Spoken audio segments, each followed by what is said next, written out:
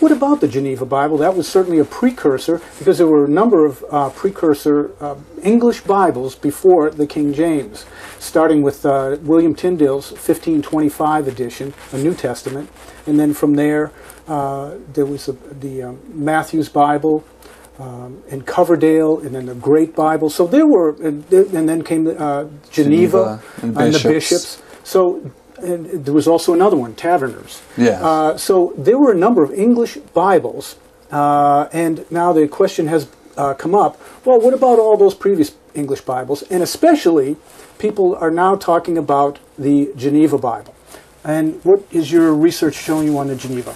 Well, the bottom line, I call it close but no banana. It's really close. It has a lot of really good points to it. It's based on pretty much the right text. But there are some compromises in it, and there are some changes in it. Sam Gipp has written something on that and put some things together. I found some stuff as well with my 1599. You can look them up, but the bottom line is they weren't as literal, clear with the Hebrew and the Greek, so that the meaning could stand up. So you didn't even have to hold the Hebrew or the Greek. You have your King James Bible now here, and you can look through it and see the language right there, because it's the same meaning. God transferred it, but sometimes they played a little games. They weren't as clear. They weren't as defined in giving us exactly what God said, and kind of paraphrased a little bit. And sometimes they added in some side doctrines that actually aren't correct.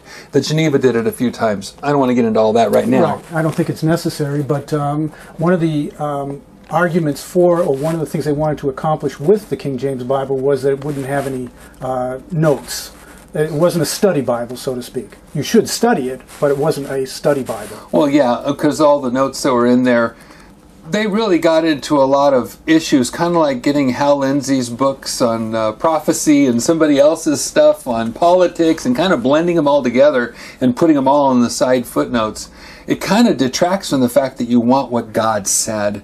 And so when the King James Bible was put together, the idea was that you read it. And of course, cross-references help us as we learn to read our Bible and as we learn what relates to what. It was just too many notes. And really, read them for yourself. Go download it. Check it out for yourself. You'll see why some of them are just downright silly. And some of them, the world would have ended a long time before now if you believe their view of prophecy.